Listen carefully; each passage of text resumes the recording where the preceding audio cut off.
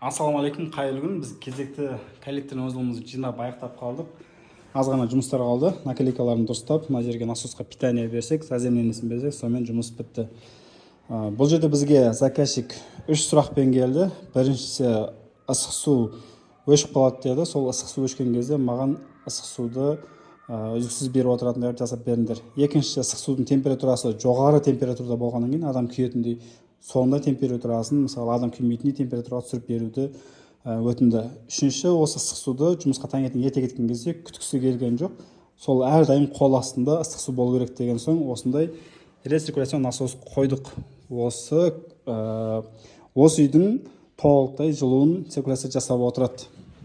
Жалпы қойылған құрылғылар бұл жерге ыстық судың температурасы жоғары болғаннан кейін осында трехходовой термостатический смеситель қойдық. Ол ыстық су менен суық суды араластырады және қойылған берілген температураны ғана беріп отырады. Мына жерге термометр қойып қойдық, сол температурасын бақылап көргенге. Ыстық су өшіп қалған жағдайда бізде осы қабырғада аэростон болады, 50 немесе 100 литрлік, соны лайықтап биіктігін қалдырып кеттік. Соның подпиткасы суық су кетті, ыстық су қайтып келді. Осы жерде тұрған обратный клапанда әрқайсының өзінің атқаратын қызметі бар.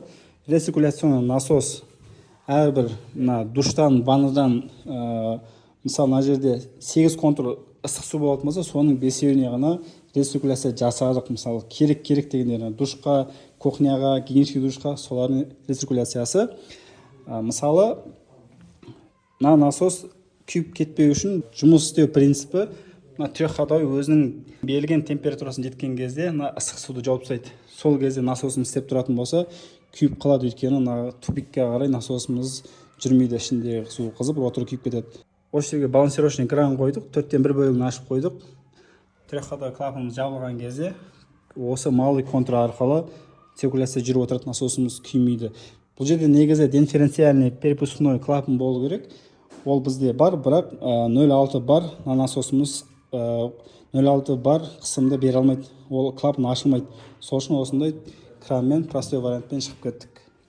Ыстық судың коллекторында кері кетіп қалмау үшін осы жерге обратный клапан қойдық, өйткені насос осылай қарай циркуляция болады. Мына жерде обратный клапан тағы да бар. Ол аэростонның суық суына қарай ыстық суды жібереді. Циркуляция барды, аэростонға қайтып келіп, осы немен айналып жүреді. Мінекей. Қайтадан қайтып келді, қайтып барды. Осындай циркуляция, осындай қызмет атқарады. Обратный клапанды екеуіне де қойдық, өйткені аэростондағы су қысымы өскен кезде кері кетіп қалмау үшін, мына жерде ыстық судан келген су, мына жерден тағы да кері кетіп қалмау үшін осы жерге тағы да обратный клапан қойдық. Жалпы атқарылған жұмыстар осы, барлығы дұрыс жұмыс істейді, алла бұйырса. Осындай сапалы монтаж жұмыстар қажет болса, хабарласыңыздар. Жай ғана әдемілікке емес, өзінің жүйелі түрде жұмыс істейтініне кепілдік береміз ағайын.